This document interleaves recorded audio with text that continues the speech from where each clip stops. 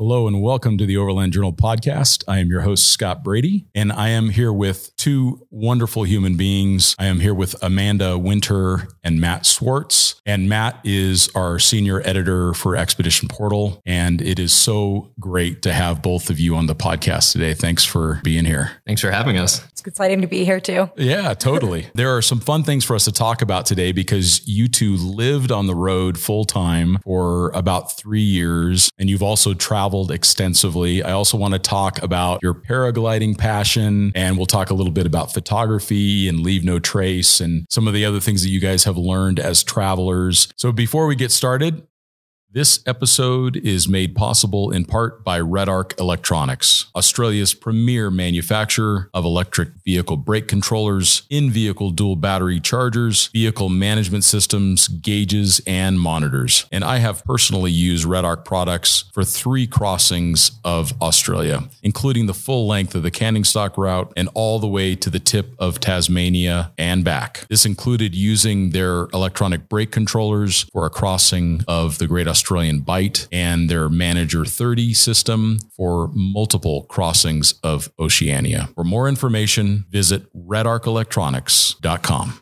Matt and I would like to do a quick call out to Nakota and Sonia Staples from Staples and Tents and Black People Off-Road. We started working with them. They've been helping us with our testing parameters for the Overland Journal tests. They both work in the technical fields, the scientific fields. So they've been very helpful for us to start to create some repeatability and testing standards around our equipment. They also have a very cool Instagram and YouTube channel as well. You can find them on YouTube as Staples and Tents and on Instagram as Staples and Tents and as Black People Off-Road. So just a quick call out to amazing folks, and Matt's rocking the shirt right now. Very cool. And then I also just got a really thoughtful gift from my friends at the X Overland. So that is Clay and Rochelle Croft. They just sent me a very cool 10-year anniversary wall art. It's just awesome. Talks about all of their adventures around the world. So we are big fans of what Clay and Rochelle do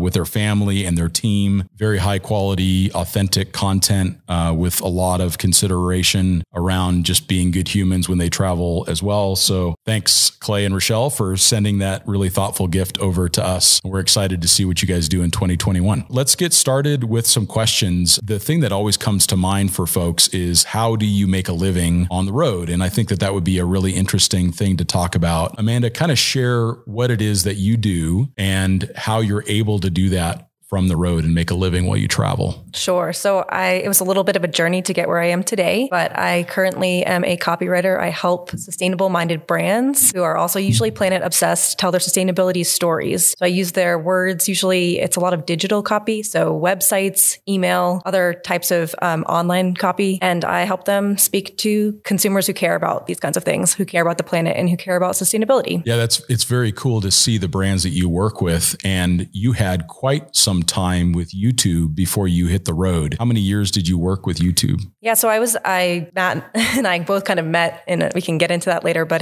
both of us were in California. And so I was at YouTube for about 3 years as well. I was on the marketing team there. And so I did learn a lot about consumer marketing and email marketing and how YouTube works, but it's also been a little while and YouTube has grown, and it's been cool to see those projects develop since I've been there. Well, you've already been so helpful for us trying to learn the YouTubes. So we're thank you, Amanda, for all of your advice. It really means a lot. So when you hit the road, what did you see that changed noticeably about how you work? What kind of little hacks did you learn that helped you be effective and focused while you had that beautiful view right out the vehicle's window, right? It's really hard. And to be fully transparent, we were not working full time in the way that you might work full time sitting at an office. A big motivation behind us going on the road was to be able to control our time more and be flexible with the way that we did work. And so, yeah, I wouldn't say we were working 40 hours a week. Like, that was not part of what we wanted for our adventure, but there are definitely tools you can use to make it a little easier to work from the road. And I've learned over the last couple of years, first off, obviously internet is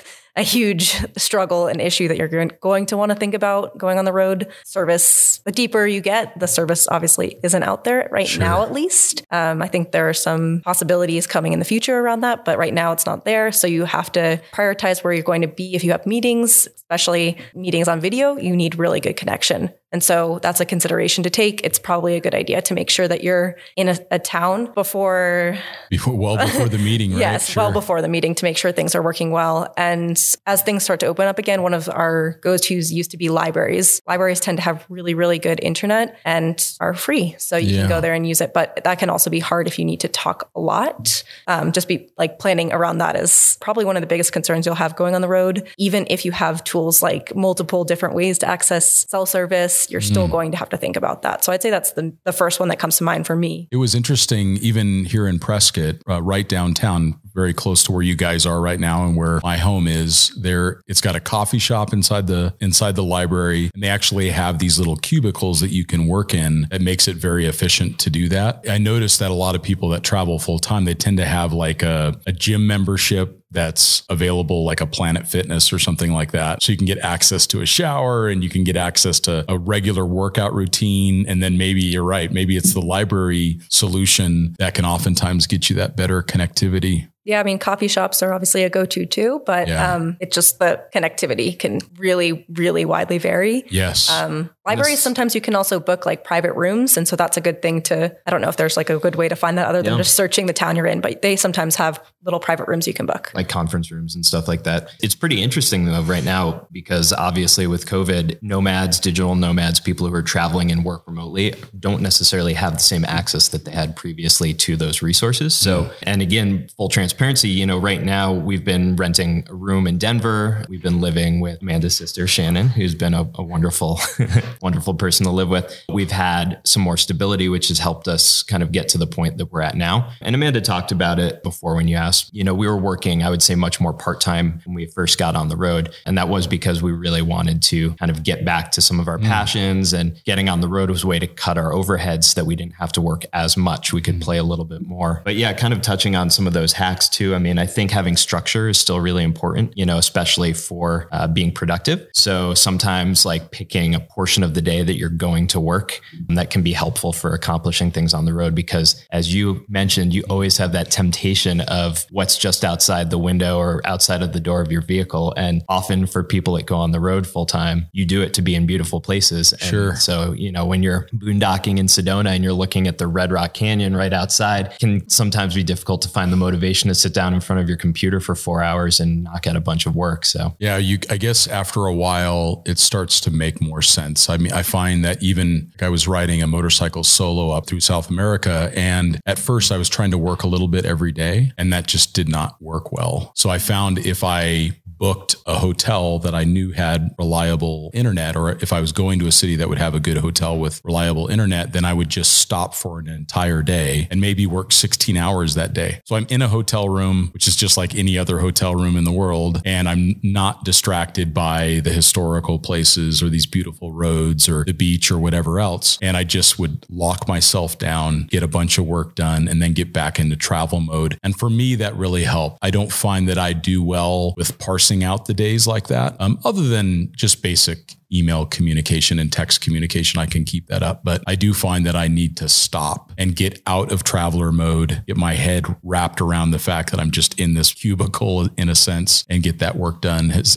that worked for you guys, where you'd stop the camper and then kind of focus on that? Or how did you deal with that, even working part-time? I mean, certainly I think, especially with creative work, it can be easier to allow yourself that time to kind of get in the groove and then stick with it. And so like you're saying, I remember we talked about this, I think sometimes it is easier to just set aside days or blocks of days, maybe say to yourself, well, I'm traveling full time, so I have the flexibility to take whatever days off I want. So I'm going to work for the next 2 days while the weather's a little mediocre, get a bunch of stuff done. And then once the weather gets nice, then I'm going to go and take a couple days off. And you have that fluidity in your schedule. And that's part of the beauty of working this way. It is. Maintaining the flexibility. Listening to ourselves too, right? I'm definitely a work until 1 a.m. kind of person. If I force myself to get up early, I'm already not happy about that program. So it affects my creativity and I have trouble focusing. And I think that I personally do better sprinting creatively. So if I'm engaged in a topic or if I'm even writing a big article for Overland Journal, I may do 12 hours a day for 5 or 6 days in a row and then take some time off to recoup and get back that kind of recharge that creative juice. So, but then you read about other writers like Stephen King and other writers they'll sit down, they have a block of time, they close the door and they do that every day. And it is very much formulaic for them. And my mind doesn't work that way. I'm not sure how my mind works actually, but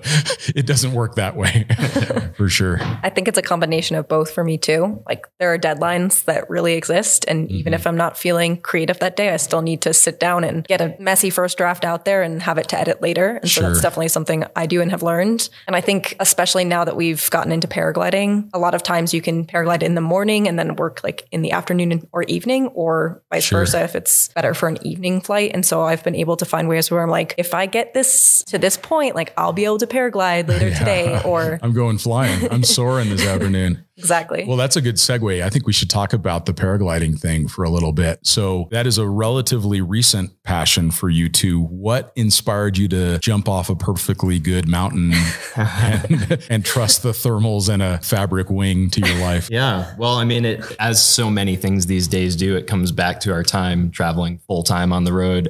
So this was, what year was this? 2018? I can't, 17 or 18. It was the first, what was the first year we did the van life gathering? It was 2018, right? I think so. Okay.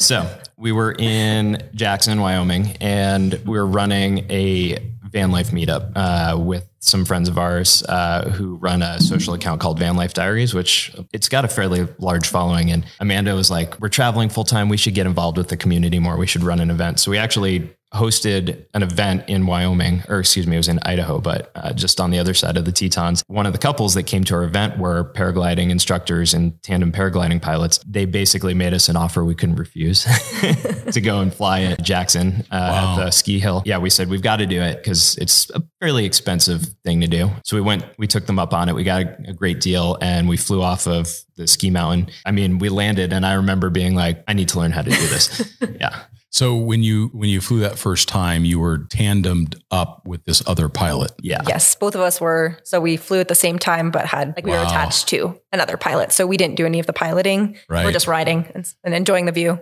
Sure. Yeah. It's kind of like skydiving, they don't just like say, go for it. These sports are high consequences if you do something wrong. So you basically, yes, you go with someone who's qualified, who knows what they're doing. They have lots of training. You have to read the instructions. Is that what you're saying? Yeah. Yeah. It's a fairly unforgiving sport if you miss something. So yeah. But I mean, it was incredible. It's not the adrenaline fueled experience that maybe some people might think it would be, or at least it wasn't for me. I found it very relaxing. It feels slow. You're not, free falling. You're gradually running off a slope and then you're in the air and it's just about silent and you're going maybe 20 to 30 miles an hour. And so you've got this light breeze on your face. And I mean, you're flying. That's incredible. Yeah. It's just wild. So, and is that the high point of it for you, Amanda, like that sense of flying, or what is it that you find makes you want to go do it again, jump off another mountain? Well, like Matt was saying, I think when I did the tandem, I had done a tandem skydive as well. And that is very adrenaline fueled. It's like, holy crap, I'm jumping out of a plane and you're going very fast. I've not done that yet. Yeah. Well, if you do both, you'll see, at least for me, it was a very different experience. I didn't land and say I want to go learn that tomorrow. Yeah. But with I'm glad I survived. I'm never doing that again. Yeah. I mean, I was like, oh my gosh, that was crazy. Because you get, I think the adrenaline rush of skydiving, even tandem, is just crazy. And that was not the same for paragliding, but it was similar to Matt. I felt like it was relaxing, which then I learned being a pilot, that is definitely not the case all the time. And it's not relaxing as a pilot yourself, but just the speed of it, being able to fly above places, fly above a peak and look around and look down and see animals or a view that you can't see any other way. I mean, you could see it in a small aircraft, but having the wind literally on your face, it's just being immersed in nature in a very different way, but also that isn't as adrenaline packed as skydiving. A lot of people do both do skydiving and paragliding, but for me, paragliding only. I wonder how much, I mean, I think about for myself that I try to look for these activities that are a little more analog, where you can't use your phone to read email or to check text messages or, hopefully not getting on Instagram or whatever. But it seems like when you're trying to fly a paraglider that you're not distracted by those things. You're probably not even thinking about them at all. Has that been your experience? It's like an escape, that mental disconnect from the digital world, your digital lives that you live as creatives too. Yeah. I mean, I think especially it depends on your skill level. And the conditions, which we're still both very new and learning, and the conditions can get really, really extreme. That's a big part, is learning how to read weather and learn about the environment in a deeper way than I've ever had a chance to learn. But I think I'm just focusing on what I'm doing in that moment. It very, very much can be you get into a flow state and base what you're doing off feeling, or there are some small instruments you use. So potentially based off of signals from the instruments, but basically like, am I entering wind that's lifting me up? Wait, where's that wind coming from? Like, how do I enter into that? How does it feel on my hands as I'm piloting this piece of nylon? Yeah. Cool. I mean, it's one of those, like any more complex activity that you can learn to do, when you initially start doing it, just a fairly simple task can occupy a very big part of your brain's ability to comprehend what's going on and to make decisions that are smart or logical. And paragliding is very much like that. Like at our point where we're less than a year in, it's a very big part of our ability just to fly the glider safely away from the hill, fly it through the air safely and land safely. And the longer you do it, you start to see pilots who are capable of doing much more than just flying. And it's really incredible to see. And I think, that's one of the most interesting things about this sport. Doing a tandem flight, you have no concept of what's going on. It feels so laid back. It feels so fun and relaxing. The second you're the pilot and there's no one else to make sure you get to the ground safely, it changes. And I mean, it's not, I don't want to use the word scary, but it's very real. You're very acutely aware of the potential consequences of a good or bad decision. Sure. And so right now we're still at that point where we're very much just totally focused on the flight. I've tried to take my camera up a few times around my neck and I've managed to take a couple of photos, but I always find myself coming back and saying, I'm just going to leave these extra things behind. I need to focus on the flying. Yeah, I'm not quite there yet. I am at a point where I want to focus on learning to fly really well and have it be a little bit more intuitive so that I can start focusing on some of the other complexities of the sport, like staying up for longer periods of time or flying away from the hill that I start on and going somewhere else. It's like you basically have to understand all the complexities of piloting an aircraft. It's not just steering your glider, it's understanding the weather and how that progresses over the course of the day. It's understanding and identifying what direction the wind is going, relation to where you're going, because those are two different things. I mean, it can get very complex. And you mentioned that some advanced pilots will even travel hundreds of kilometers, in their journeys and their flights. Just in the past couple days, I think it was a pilot back in Boulder, Cedar, right, who's also a pretty well-known climber.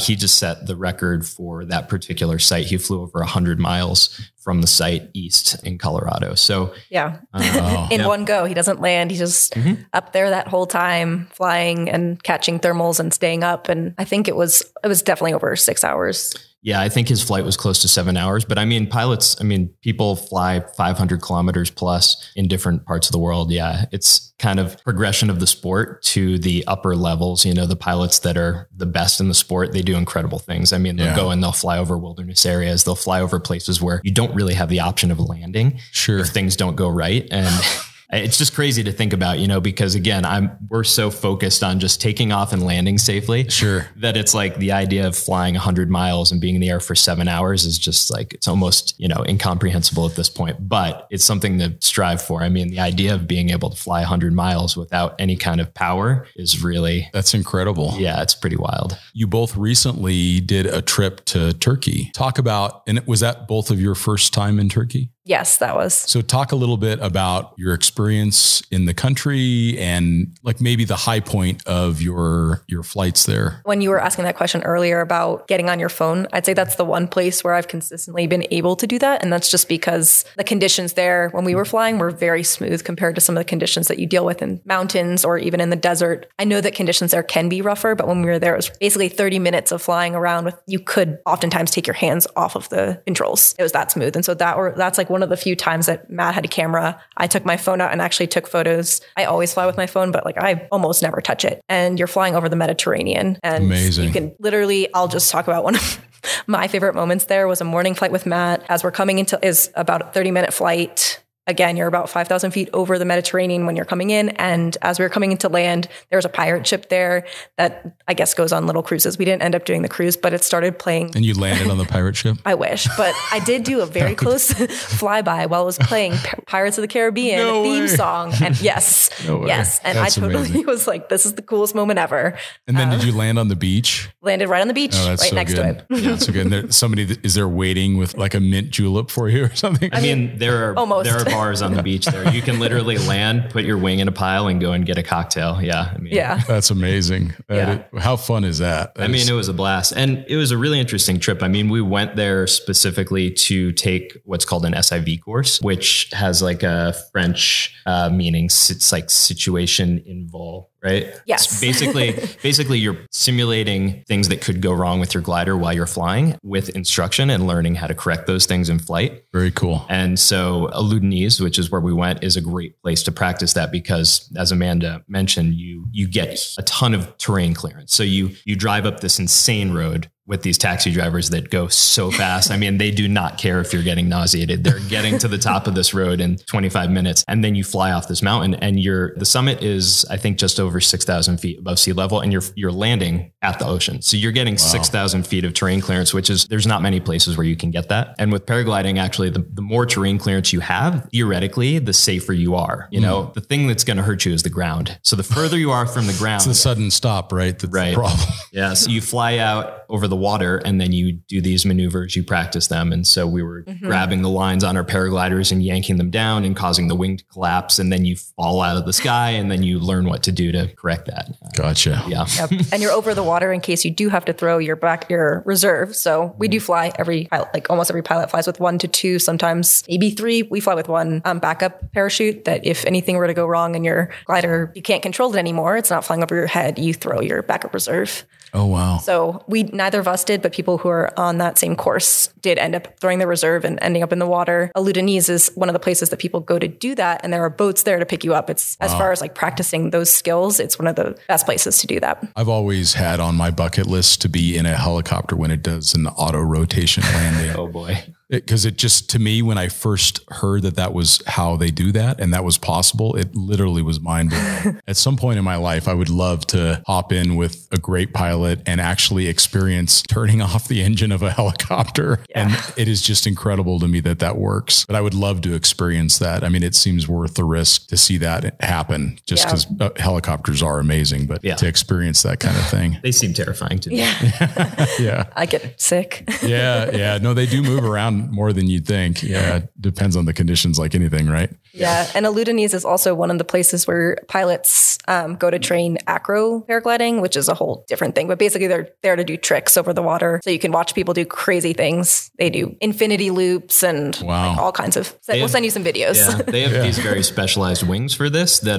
they're much more reactive to inputs, to the controls. But yeah, I mean, you're flying around doing whatever you're doing there, practicing your SIV maneuvers, just having a nice flight. And you see people literally doing like head over heels, like tumbling for minutes, or helicopter rotation where they're basically descending vertically and just spinning around. I mean, it's pretty wild, the things you see people doing there. And what did you, as for a travel location, what were some of your high points from Turkey? We didn't do a whole lot of traveling around in the country while we were there. Unfortunately, we had plans to travel a little bit more widely, but there was some State Department stuff that came up while we were there. And like all of the US embassies were closed within the country because of some safety concerns. Would that have materialized? We don't know. But, we figured we can always go back. So we ended up just sticking around in Ludonese. That particular location as a place to travel to was great. It's a pretty touristy destination, though. There are a lot of British tourists there, a lot of German tourists there. Yeah, I mean, as a place to go, it was great. We were able to walk from our accommodations down to the beach. It felt super safe. Everyone was really friendly. Yeah, that was my experience there in Turkey. I met some just wonderful people in a place called Trabzon. We needed to get some some service done to this little Suzuki Jimny we were driving across Central Asia and pulled in there. We actually saw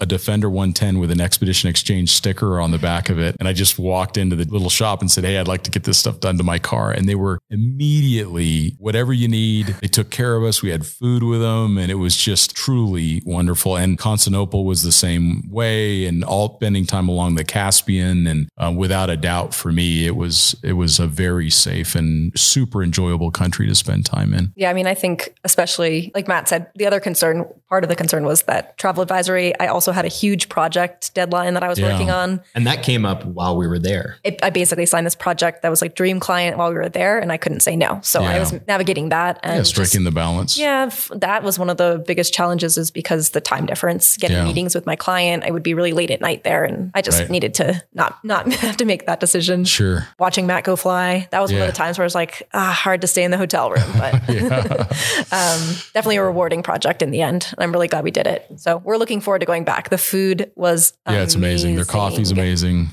Yeah, amazing. All the locals there were excellent and just super nice, down to earth. And it was really fun kind of venturing out from Aludniz, because it's this little kind of bubble of tourist activity. And pretty much the only Turkish people there are the shop owners. Sure.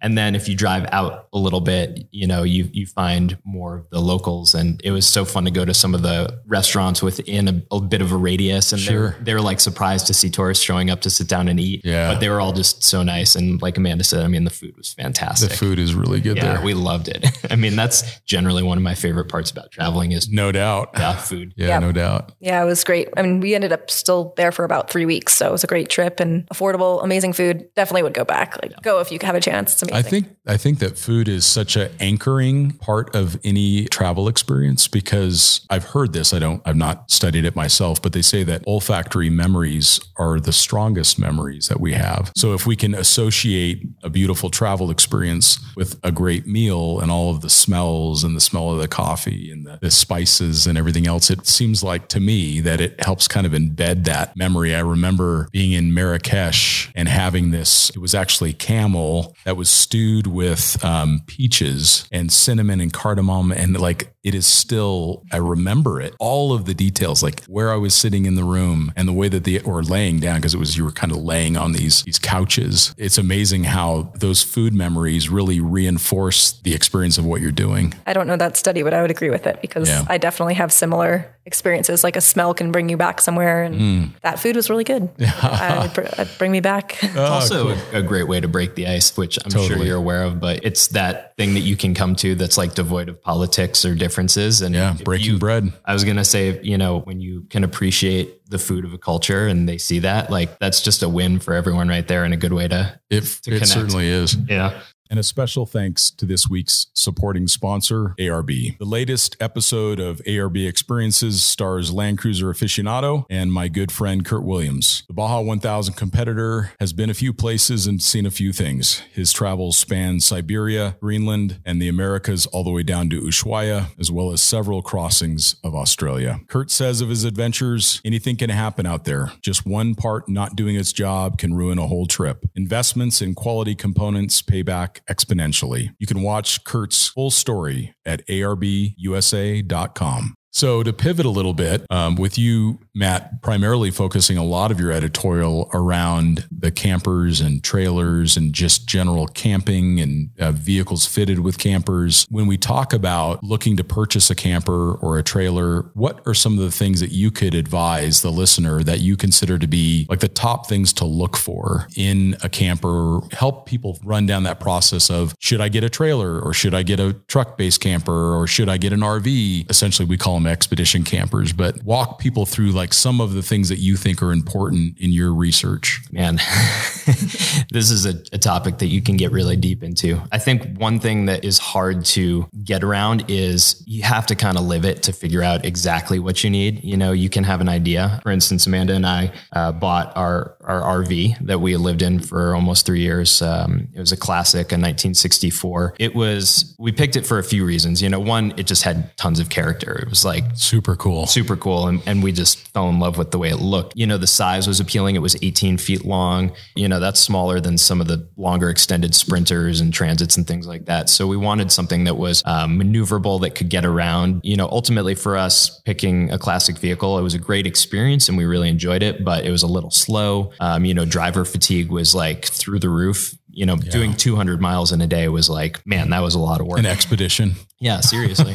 You know, so I think, but I'm kind of getting ahead of myself on that. You know, I think you have to come back to basically starting your search for your vehicle or your system with, you know, what is your intended use for it, you know, and you have to be really honest with yourself about that. Like, I think there are a lot of people that want to go out and buy that crazy expedition vehicle, you know, because why not? Like, if you can afford it, they're so cool. Like, yeah, I would love to get an earth roamer, but like, am I going to use that to its full potential? Probably not. You know, the reality of my life right now is, you know, I'm working a fair amount and I want to travel, but I don't need that kind of capability. So what are you compromising to buy that? The cost of an earth roamer new now is about $500,000. Yeah. You could travel full time for 10 years on that money. Yeah. Probably longer. Yeah. If you, for sure. In fact, a good friend of mine, Stefano Melgrati, who rode around the world on a 250 Yamaha, his daily expenses were $28 a day. So do that math. Yeah. You're pretty much traveling for the rest of your life. Totally. On that kind of money and seeing all of the world. So I think maybe you made the best point there of if you can afford it, which means if it makes no other impact to your travels, if you've made no other compromises, if you are able to travel for as long as you wish and it includes an earth roamer, then that's awesome because you're going to be super comfy, right? Yeah.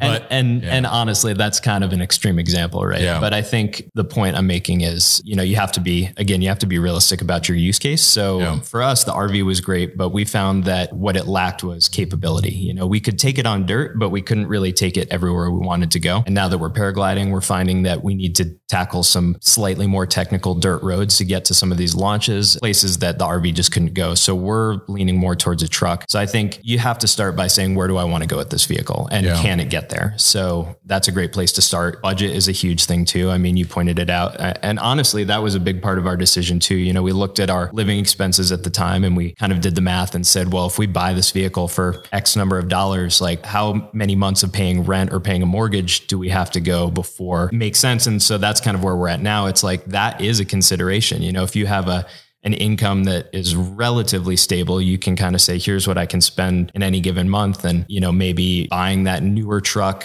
actually makes sense. Because if you're not paying rent, maybe you're actually paying less for the new truck that gets you where you need to go, or the new camper van, you know. And most people that are paying rent are also paying a car payment on top of it. So if you can combine them in just to one, then maybe your overall expenses are even lower. Yeah. But I'm maybe also making the assumption that you're traveling full time. And, you know, that's also not everyone's reality. You know, a lot of people are going to want to get an adventure vehicle that they can use on weekends, that they can take for a week at a time, but, you know, they're still going to maybe have a house or a place that they come back to. And so, you know, you can go simpler if that's the case. I think if you get anything used and you're looking at a camper or trailer, you have to start by looking at the roof. That is like the most important thing I've learned. That's one of the kind of weak spots in any camper or trailer. So get up on a ladder and look at the roof before you say like, oh yeah, this looks great. Cause the inside, maybe run a hose over it for a while and see if it leaks. Totally. I mean, that's smart. That was kind of the weak spot in our RV, and we did some work to mitigate issues, but it was an old vehicle. It had been in pretty decent storage, but it had rust and it leaked at first. And we had to do a bunch of work on the roof, which is not easy work to do. When you look at trailers, you've been using more of the trailers and featuring more of the trailers. What are some of the things that you like to recommend around a trailer purchase? I think with any vehicle, I think kind of that KISS, keep it simple, stupid. I think the simpler you can go with systems, the better off you are, because it's less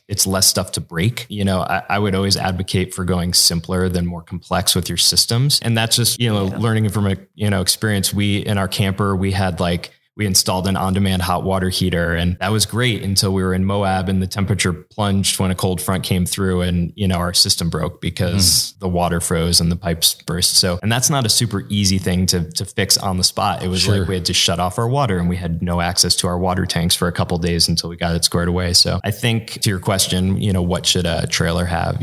A functional cooking system is great. I really like having a sleeping area that is not a convertible sleeping area. That's just like a dedicated bed. Something you don't have to set up every day, is really nice. The same goes for a working space if you intend to work when you're on the road. And I think that's another thing you have to address when you're looking at what you want to get. Again, what am I going to use this vehicle for? If you're trying to have a job on the road, we found that it's really a lot easier to be productive and to get quality work done if you have a dedicated working space. Sure. So that means not having to put away your kitchen so that you can use your kitchen counter as a desk. We did that and you can get by, but I think it's a lot easier if you have a dedicated place to get that work done. I don't know. What are your thoughts? Yeah. What are your thoughts on that? I mean, I think Matt's totally right. I had a flashback to that same moment in Moab when it hit 18 degrees at night, and had never experienced that, had no idea to drain water or anything, and our pipes exploded. And so we actually, I don't remember exactly what we did, but we couldn't replace that for a while because we had to get it delivered. There was nowhere to buy that exact system. I think we were able to just route it without using the heating, but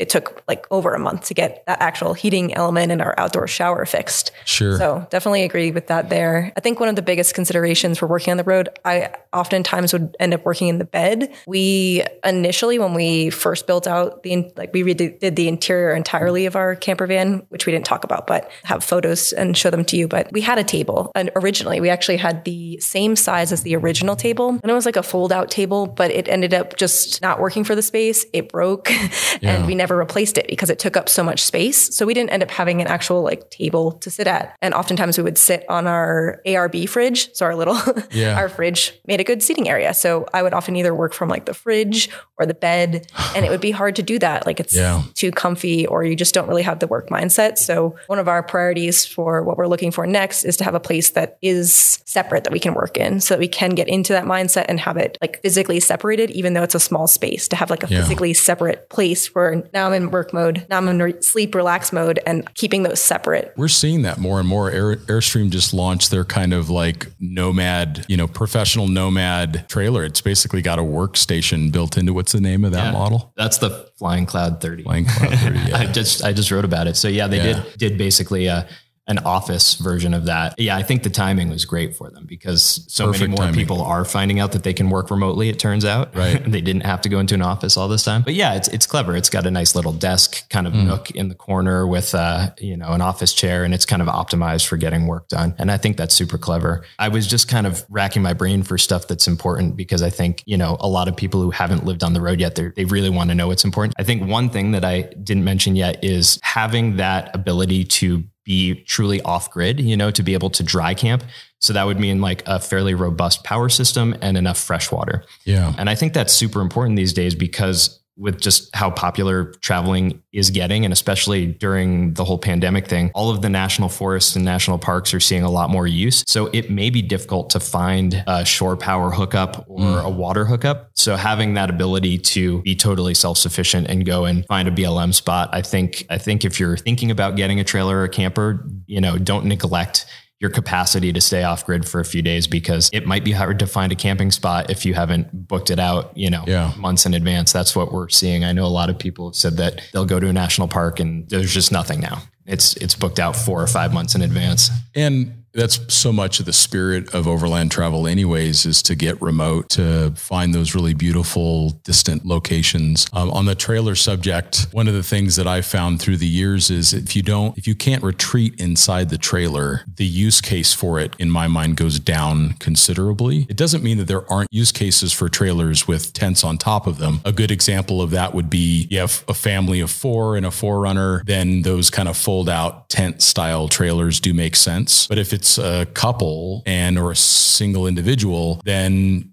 why not dedicate the trailer towards that retreat where you can open up a door or a hatch and crawl inside it to a dedicated bed. And I'm seeing more and more trailers, even some that are very small and very capable. Like, for example, we just had that sniper trailer show up, right? Which has got a full-size bed that folds down. It also lifts up and you can have a full-size kitchen seating area to work inside the trailer, but you're totally protected on the inside of it from the conditions, and you can add a heater and everything else. To me, that makes sense because now you're towing something that's like a very small off-road capable home. Whereas if the trailer just has the same roof tent that you could put on top of your vehicle, why not just put the roof tent on top of your vehicle and save all of that expense and weight? Backing up a trailer is always a consideration too. So yeah, I'm inclined to agree with you. I think, a trailer that doesn't provide sleeping quarters, I'm not going to say it's useless. There's, there's use a person cases change. Yeah. Right. There's a person that's perfect for, and there are instances where that's totally fine. Like nice summer, adventure where the weather's perfect, like that slide out outdoor kitchen and rooftop tent. That's fine. And that's maybe even better, right? Yeah. It's like, it's hard to keep a trailer cool in the summer, yeah, off grid. But yeah, I think one of the biggest advantages to a trailer or a camper is having that kind of bulletproof living quarters. Like we've been in the RV when it's just dumping rain or snow and you are so thankful that you're not in a tent. Yeah. I know. Or hail. Yeah. I know some of these tents are like, they're pretty weatherproof. I've heard from people who've been in crazy weather with them and they say like, yeah, I stayed dry, but being within some sort of rigid shell.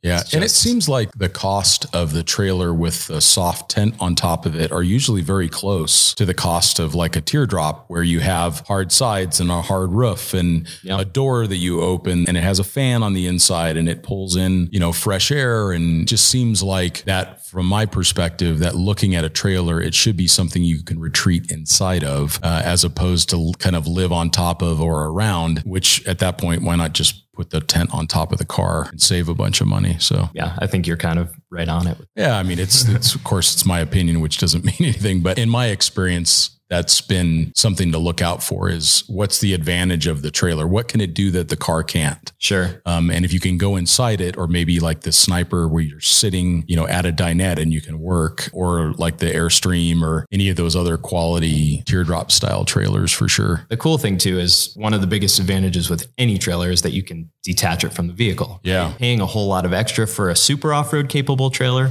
you have to decide if that's the right call for you. For me, I would rather pay for a trailer that I could get inside of, like you were saying, versus one that I can haul way into the backcountry. Because it's like, I can just park the trailer somewhere reasonable, detach the truck, and then still go out there. Go do a day trip up into the mountains. But that's me, maybe there's someone that really just like getting way back there with the trailer that's the thing they want to do. And that's what you want to do. Then get that super high clearance one. Yeah, totally. Yeah. One of the things that we love to ask on this show is favorite books that you would recommend to our listeners. I have learned so many great books from podcasts that I listen to that many of them have been very transformative for me. So Amanda, what would you say is your top couple books that you would recommend to friends? Yeah, it's such a hard question. I'll just talk about one that I found like at a really good time as far as this kind of transition for me in my life. And as The Alchemist, you probably have heard this one before. It feels a little cliche to be honest, but it found me right when I needed it. And yeah, we can talk now about living in the camper for 3 years, but when we were actually making that decision, it was a big decision for me. And like one of the craziest, most life-changing things I'd ever done. I grew up in a town where like the expected path was that you would go to college and then get a job probably as a lawyer or a doctor or maybe get a PhD, like a very high performing path. And I followed that path for a long time. I grew up, I went to an Ivy League school.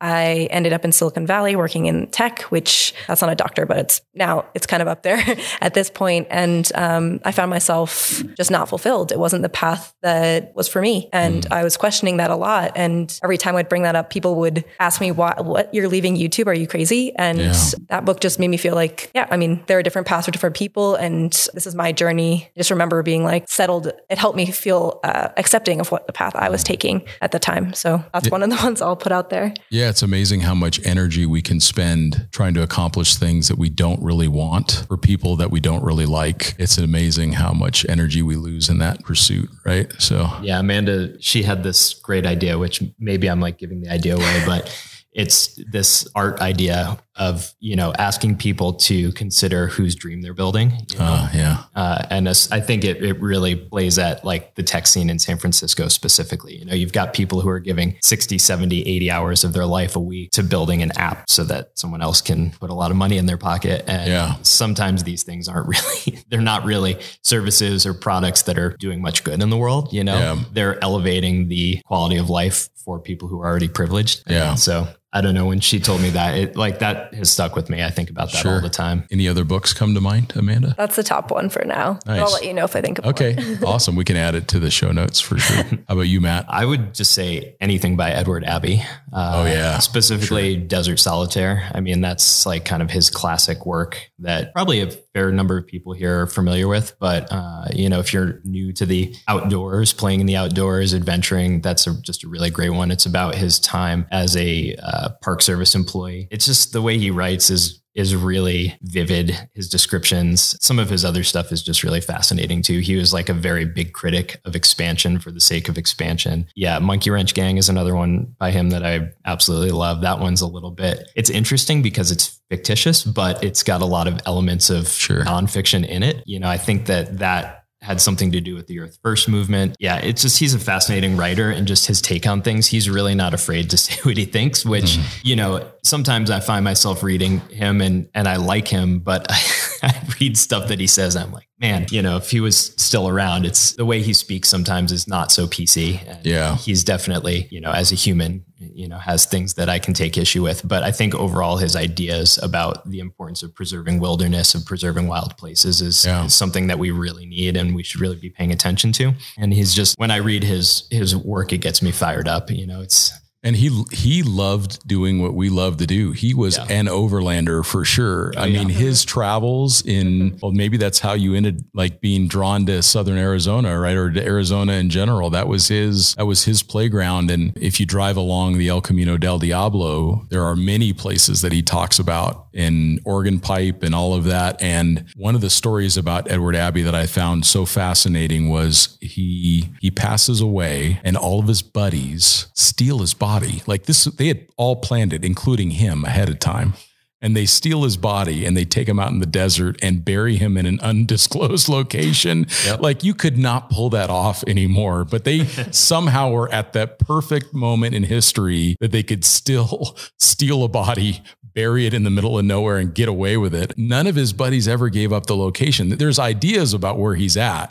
So maybe that's a next trip for you. We'll get a vehicle lined up and you go walk in the footsteps of Edward Abbey. I picture him like laughing in his grave, just like, you're never going to find me, because he's probably somewhere very obscure. Yeah, I hope so. That's the thing that's fascinating about it. I love it. Yeah, no, that story is awesome. I mean, it's just like speaks to who he was. And one other book that I'll mention that I think is a worthwhile one to read if you like him and if maybe read some of his material, but it's a book called Postcards from Ed. Okay. And it's actually a collection of some of his personal correspondence with friends and family members, and also a bunch of his responses to editorial in magazines and newspapers. And he is just so sharp with his responses. But that is like responding to the original haters. Oh, gosh. The haters of his day. Yeah. I mean, he's like, he doesn't hold anything back, and it's just, it's really awesome. Yeah. Yeah. You gotta pick who you mince words with. I think Edward Abbey is quite the sword with the pen, right? So he really is. And I mean, he's like just pretty brilliant guy too. I mean, he usually has an answer for anything that has to do with the outdoors and conservation and wilderness. He has something or a few things to say about it. So. Yeah, that's great. And which I think is a nice segue into, you two have both spent some time becoming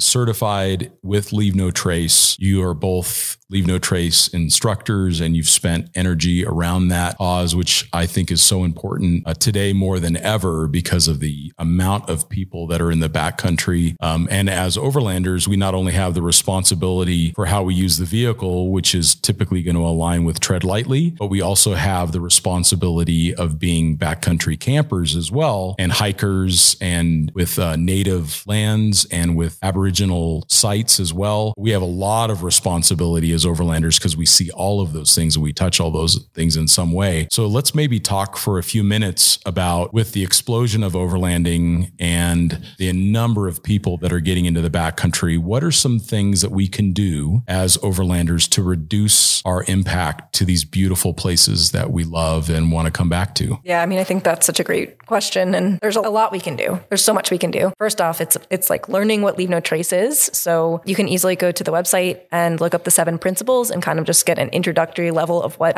Leave No Trace is. And it's a framework. So it's not going to give you the answer, the number one answer all the time. It's a framework to think about what your impact is on these spaces and how perhaps you can leave less of an impact. That's the whole framework. I think the first principle, for example, is plan ahead and prepare. In the context of things, this is an important one for overlanding because we want that balance of like freedom and being able to find a new place and explore an adventure. But oftentimes if places are crowded, there might not be campsites that are established that are available. And if you don't, find out how many sites there are or potentially have a backup in mind of where you can go if this first site or second site or third site doesn't work out, then you might be thinking it's okay to kind of create a new site or go off-road. Sure. Exactly. Go off-road here. And that's definitely one of the things that we're seeing happening right now, where more people are getting outside, which is incredible, but just not knowing the capacity of the places that we're going to. And there is a limited capacity. There are a limited number of vehicles that can fit there or humans that can be there. So I think that's a great place to start. Yeah, no, that's an excellent place to start. I think dispose of waste properly, which is another one of the principles, is awesome. And I think it's almost even more applicable to the overlanding community. We have this amazing resource, which is our vehicle, right? Like when you're on foot, your capacity to carry trash out, to leave things better than you found it is somewhat limited. But when you have a vehicle, you just have so much more capacity. So that can start with not leaving your own trash behind. And it can expand to removing trash that other people leave behind. And I think within that category, something that maybe is squeamish for some people to talk about, but using the bathroom in the backcountry, I think all overlanders should get themselves some sort of a portable toilet solution that they carry on their rig. There's almost no excuse to be digging a hole in the backcountry and pooping in it.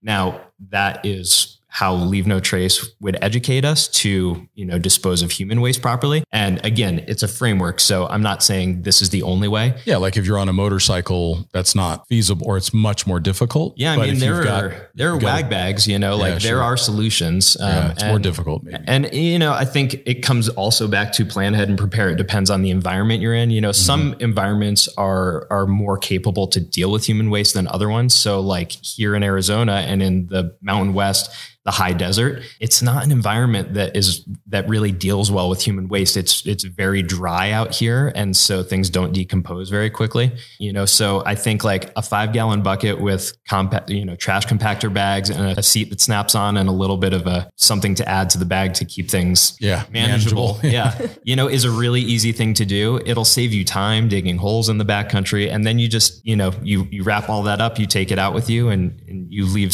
you put it in your trasheroo on the spare tire. Yeah, it doesn't even have to go inside your rig, put it up on your roof rack, whatever. Yeah. But, it doesn't take a lot to do that and can really help some of these places. I mean, like the Moab area sees so many people. And if you think about every person that's visiting and having to dig a hole once or twice a day, I mean, it's like, where does that all go? A little pro tip for those that are listening. If you take that wag bag and you stick it in like an ammo can on the roof rack and it sits out in the sun in Arizona for a couple days, make sure you, plan ahead. Maybe not the roof rack. Don't listen to me. No. I think that there are times when the roof rack works, but in my experience, there was times that it didn't work. But these are all good things to talk about. And one of the things that I really like about Leave No Trace and Tread Lightly, these are apolitical organizations. They're not saying that this is left or right or whatever. It's just, we all grew up with the idea of let's leave these places better than we found them. It's that simple. It's just the extension of the golden rule. Like, be a good human. Like, we're going to these beautiful places. Don't you want your grandchildren to see them just as beautiful as you do? And I think that that's the whole framework of them. This is not a political thing. It's not even a environmentalist thing. It's just something very practical of let's leave these pretty spots that we may want to come back to in 10 years. Let's leave them better when we leave. And I think that your idea around the trash is such a great one. We've talked about that before on the podcast, is just have a good sized trash bag with you. Not only pack up all your own trash, but find any trash that you can in the campsite. You know, there's been very well documented studies that if you can make the place look clean, it will stay clean longer. Yeah. Even someone who is less inclined to do that, when they come to a clean campsite, they are much less likely to leave trash behind. Whereas if they come to the campsite and it's trashed, they are going to be far more inclined to just throw that LaCroix can out into the pile of all the other ones. Sure. Whereas if we can clean up the campsite, we're giving it a better chance the next time a group shows up. Speaking of groups, and this is kind of the last thing that I want to include on this, because I do think that this topic needs to be covered in more detail. But one of the things that I'm seeing in our communities is larger and larger groups of overland travelers. Most of these campsites in the backcountry can handle 2, 3, on rare occasions, 4 or 5 vehicles. If you're traveling in a group of 15 people, just ask yourself, why would I do that when the backcountry is not set up to handle that size of a group? Now, if you do a lot of planning in ahead of time and you know that I can get from this big group site to this next giant group site, or I'm going to camp on the playa where it could handle a group of 100, then that makes a lot more sense. But I think when we're seeing groups of 20 go across the Mojave Road and shoving a bunch of trucks into small campsites, they get slowly and incrementally larger, terrain gets damaged, and then they get shut down. The Forest Service or the BLM will just come in and put this campsite's closed because it's now a trash heap. So yeah, totally. And that's really unfortunate for all of us. It is. And I think that if we take a little bit of responsibility as a community, then we can improve the outcomes and the likelihood that we get to continue to access these places. That's the thing with anything that takes place in, on public lands and the outdoors. I mean, the amount of infrastructure and federal employees that are out there to help manage these sites is so limited, and I think we almost have to just think of ourselves as like a self-regulating group. We kind of have to approach it in that way. We have to take the initiative. Shouldn't be politically motivated. It's not about, who you vote for. It's just about this resource that we all love, and taking care of it. And if you think about that group of 20, if they divide up into 5 groups to camp, and if every one of those cars picked up 2 pieces of trash, like think about the positive impact it could have. I mean, I know I haven't participated in it, but I like the Gambler 500 is always like in the back of my mind, just because I think the culture of it seems super interesting. Yeah, for sure. And they do a lot of cleanup work. I didn't realize, but it's just really refreshing because I don't always think of like the 4-wheel drive and overlanding community being a community that's really concerned with that. But that just has totally changed my outlook on that. And it's cool. I mean, they haul out I see them hauling out like wrecked cars and boats and just like truckloads. The most random stuff. And so that's so cool. So that could be like a really awesome group of people to look to. They organize cleanups everywhere, like throughout the year. It's not just when they're doing the race. So yeah, and maybe that's the way to do it. If it's a little bit bigger group, or your club has that 10, 12 members or whatever, that you put some kind of a charter behind your trip of like, okay, we're going to do this to make this place better when we leave it. I think those are all ways for us to take responsibility over our own activities. So yeah, absolutely. And I think the other thing, just to chime in with this last point, is around how we talk about Leave No Trace. And there's a lot of great resources I'll send people back to Leave No Trace. So definitely go there for more resources. But that's leavenotrace.org. Mm-hmm. Okay. Yeah. I feel like a lot of times when you start learning about these things, you get very passionate about it, which is a great thing. But then you have to remember that not everybody has the same level of education as you do, and they're not at their same Leave No Trace journey. And so the way that you bring these topics up to others who are out in public lands, there's a lot to learn there about how you communicate with people. And again, it's a framework.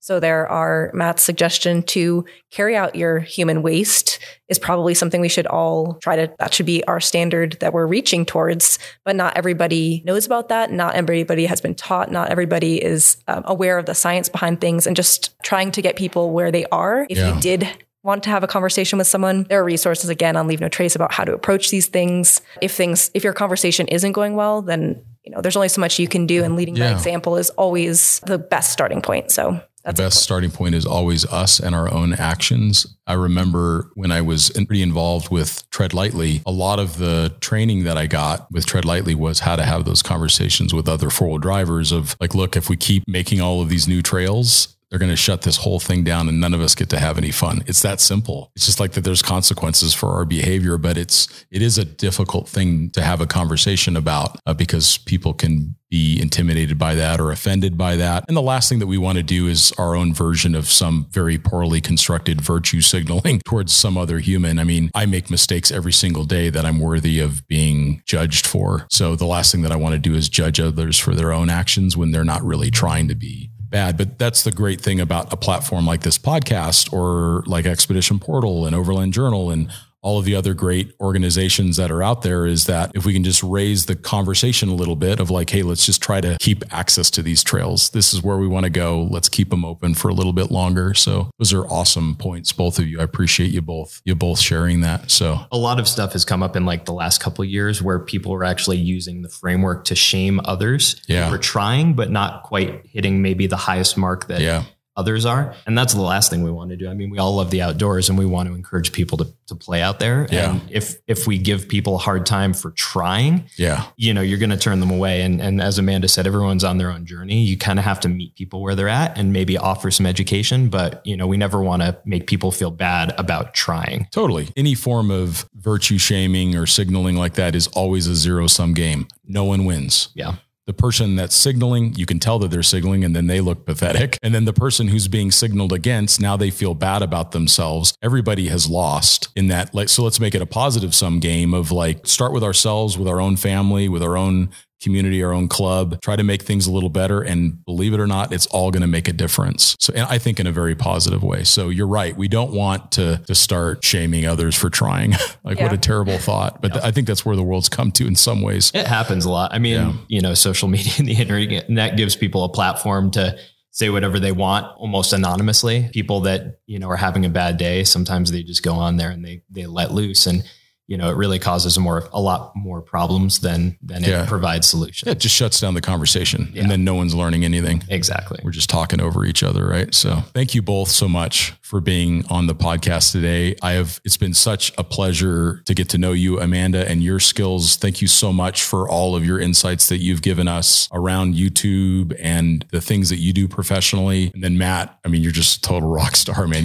You have just done such an awesome job on Expedition Portal. And for those that are listening, when you go on to Expedition Portal, you'll oftentimes see Matt's name on the bio for the article that you're reading. So this is the guy that's making all that great content happen and working closely with the other editors on Expedition Portal to make that content so solid. And Matt also contributes regularly to Overland Journal as well. Where can people find out more about the two of you and your travels and your upcoming journeys? Yeah, so the best place to learn about me and my business is amandawinther.com. I also have an Instagram at amanda.winther. I mostly share fun travel stuff on the Instagram. So if you want some of that, you can see paragliding photos or a lot of photos that Matt takes that I post because he's the photographer. We also have an Instagram together. It's being used as much, but you can see some of our previous travels at van.project. So if you want to see the camper van, all of that is captured there. Yep. Yeah. I guess my personal Instagram account is m.b.swartz. And like Amanda said, I mean, I mostly just share photos. That's a great account though. Yeah. From it's our day-to-day stuff. Yeah, your dog is so charming. Like, what's your dog's name again? Royal. He's rad. Yeah. He's great. I love, like, you had this one like perfectly framed backlit model photo of your pup. It was such a great photo. We don't have a human child, but we have that child. So nothing wrong with fur babies. Nothing wrong with fur babies. He's front and center on that. So, Awesome. Well, thank you guys again so much for being on the podcast, and we will talk to you all next time. Excellent. Thanks, Scott. Thank you. Thank you.